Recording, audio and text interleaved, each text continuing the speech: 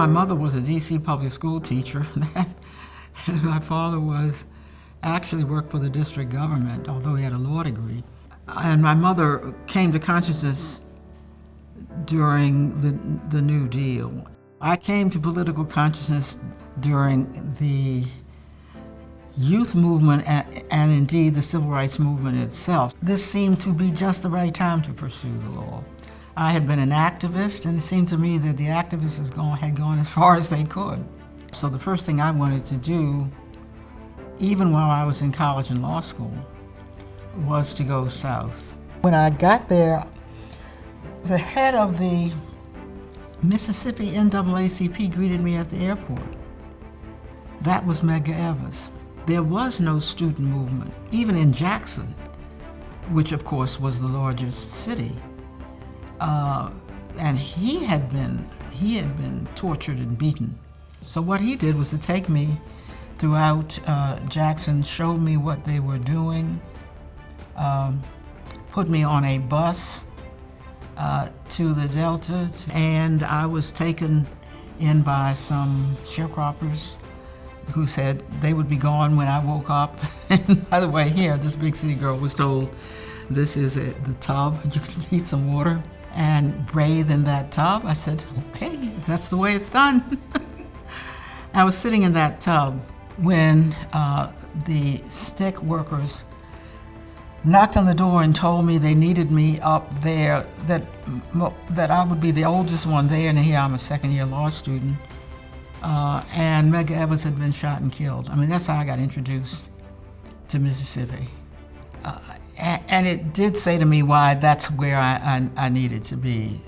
President Jimmy Carter appointed me to head the Equal Employment Opportunity Commission, and that was one of the great and most important roles I have played. I was very, very fortunate to come out of the movement and get the opportunity to head an agency of the kind the movement had been, with the 1964 Civil Rights Act, for example, struggling to get. We wanted an Equal Employment Opportunity Commission to open up employment for women and African Americans. Who really convinced me to run was Donna Brazil, and she said, if you run, I will be your campaign manager. I knew a lot about what Donna had done as a strategist, and I finally decided to run. I'm a third-generation Washingtonian. If I was working with somebody who knew how to get people elected, this was the time to do it. When I first came to Congress, I put a bill in to make district the 51st state. The senators were on board. This was a perfect bipartisan bill, and it passed. The House and the Senate and the district would have had, that must have been 15 years ago, would have had at least a House member if the National Rifle Association had not gotten a member to attach an amendment that would have wiped out all of the district's gun laws.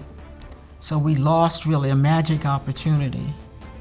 Today we are on our way to getting our bill, H.R. 51, through the House of Representatives. So I've got to not so much hike over as to find a way to deal with senators for every single bill that passes here. If I'm from Maryland or Virginia to take our neighbors, they've got 2 senators just waiting for them. Mind you, we have as much population as about a half dozen states.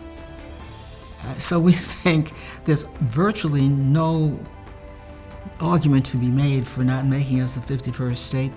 Most of what I've been able to do for the district has been more associated with what the D.C. Chamber of Commerce does. That is to say, I have extended economic development, taken over plots of land that enable the district to develop and district business to do business. The reason this is important is because there's a height limit in D.C.